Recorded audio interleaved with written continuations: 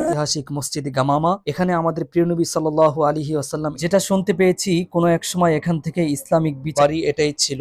এখানে পরবর্তীতে মসজিদ তৈরি করা হয়েছে। এই মসজিদটি কোনো এক সময়ে হযরত আবু বকর সিদ্দিক রাদিয়াল্লাহু তাআলা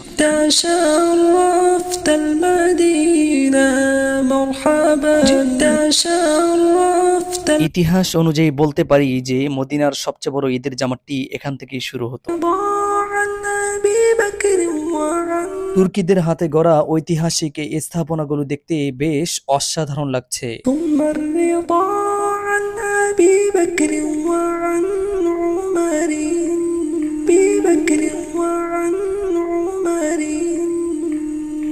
আসসালামু আলাইকুম বন্ধুরা, ভিজিট করছি মদিনার ঐতিহাসিক গুরুত্বপূর্ণ কিছু দর্শনীয় স্থান। দর্শক, মদিনার বাবুস সালাম গেট দিয়ে বের হয়ে বাম সাইডে দেখতে পাচ্ছি ইসলামী শরিয়ার আদলে একটি আদালত গড়ে তোলা হয়েছে, যেটা শুনতে পেয়েছি কোনো এক সময় এখান থেকে ইসলামিক বিচারাদেশ পরিচালনা করা হতো। দর্শক, এখন যে মসজিদটি দেখতে পাচ্ছেন এটা ঐতিহাসিক মসজিদে আলী রাদিয়াল্লাহু তাআলা আনহু। মদিনাতে হযরতে আলী রাদিয়াল্লাহু তাআলা আনহুর বাড়ি এটাই ছিল। এখানে পরবর্তীতে মসজিদ তৈরি করা হয়েছে। দর্শনার্থীদের জন্য এই মসজিদটি ফজরের পরে ও মাগরিবের পরে উন্মুক্ত করা হয়। মসজিদে আলীর রাতের এই চমৎকার দৃশ্যটি বেশ অসাধারণ লাগছে।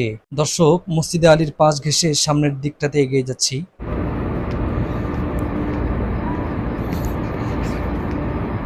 সারি সারি লাগানো গাছগুলো দেখে বেশ ভালোই লাগছে। এই গাছগুলো যাতে আরো সুন্দর দেখা যায় সেজন্য নিচে লাইট ফিট করে দেওয়া হয়েছে। মদিনাতে যে পরিমাণ গরম, এই গরমে গাছগুলো বাঁচানোর জন্য সৌদি সরকার প্রচুর পরিমাণ অর্থ ব্যয় করে থাকে।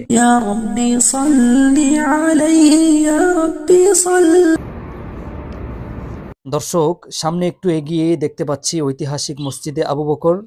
এই মসজিদটি কোনো এক সময়ে হযরত আবু বকর সিদ্দিক রাদিয়াল্লাহু তাআলা আনহুর বাড়ি ছিল। পরবর্তীতে তুর্কিরা এখানে এসে মসজিদ নির্মাণ করে রেখে যায়।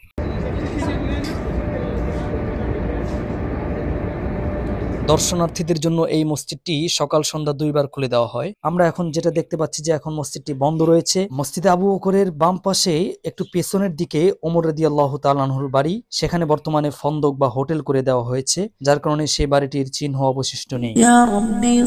আবু বকর সিদ্দিক রাদিয়াল্লাহু তাআলা আনহু ও তার পরিবার সকলে এখানেই অবস্থান করতেন। মসজিদটির অসাধারণ কারুকার্যগুলো বেশ মুগ্ধই করছে।